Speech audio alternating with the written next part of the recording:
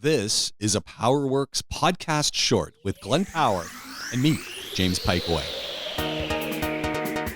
Surprise car of the summer? Hyundai Venue. Venue. Yeah, take a look at this. You know what it looks like? It looks like the Kia Soul. Oh, the Kia Soul's cool. Yeah, it looks like a Kia Soul, sort of. Hyundai Venue. Kind of like a Kia Soul. And... Okay, got it. It looks a bit like the Creta or whatever. Yeah, or the Creta, yeah.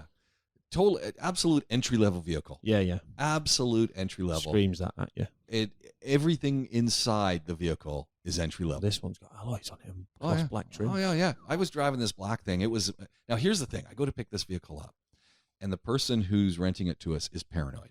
So it's in a car park, and she says, okay, you're going to pick up the car. I need you to send me a photo of you standing behind the vehicle with your driver's license, picture visible, and I need to see the license plate of my car. And can you wear a red handkerchief in your top probably. pocket? So we're following her instructions because why not? You know what? I get it. It's and we've already sent a picture, with our driver's license by our face so that you can read all the stuff, right?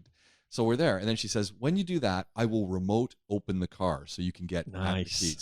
So then she goes, once you remote open the car, then you need to go into the glove box, open up the RIFD bag, take out the lock box, and then take the key out of the lock box.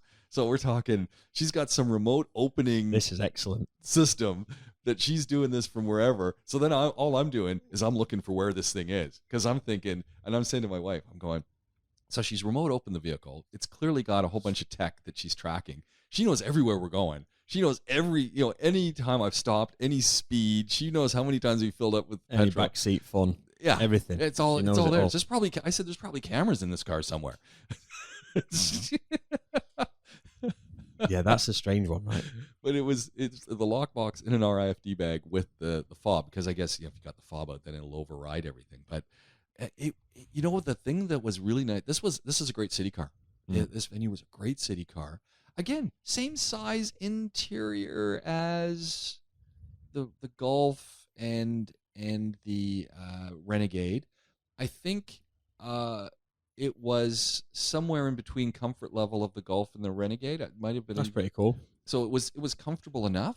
Back seat, not so much. What were the actual seats like if you sat on them for a long time? Yeah, they after 3 hours. You get to the frame. Yeah, after 3 hours. I mean, you could do a 3 hour drive easy. Yeah. I did 5 hour drive in it. So you weren't dying. You get out and have a washroom break and then get back in. It was good. I mean, it wasn't like I got to stop and get out of this car. No, you could keep doing it. So I was really happy with the comfort of those seats because I thought, oh, this is going to be terrible. It was much better than I expected. It was really good. So in that sense, there was no complaint at all. Technology wise, the interface with the stereo to your phone was horrible, but I mean, it worked sort of, kind of. I mean, it was a pretty stripped down model in that sense. So it was okay. I mean, it was as to be expected. Peppy in the city, like this thing, it had some get up and go, especially in the city. On the highway, the complaints that I had, I think, are complaints other people have. That it's good. It'll get up to speed. It's a light vehicle, so you get a little bit of wind buffeting and that kind of stuff. Car or truck, yeah. What was the noise? No, it's good. Noise? No, Quiet. It's good. Yeah, it was. Always said that about the Kia Hyundai stuff. Yeah. No, I was surprised. Problem was my mother-in-law was in the car and she didn't want the air conditioning on, so she had her window open. I had the air conditioning on me. So it's a hot day. She doesn't want the AC.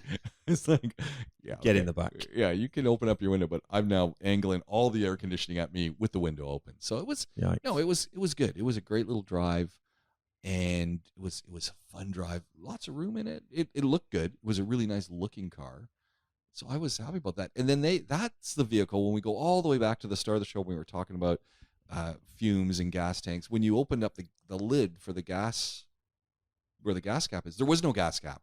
Yeah. It had a sealer that went on top. We mentioned Fords, they don't have them now. So either. I thought, okay, this is good. They were solving that problem right away. Yeah, and it was more fuel efficient than the Renegade. Like I would say, a third more fuel consumption. What engine did the Renegade have? Do you know?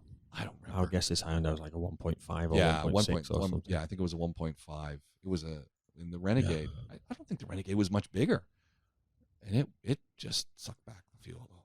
It was Just an old engine they had lying around.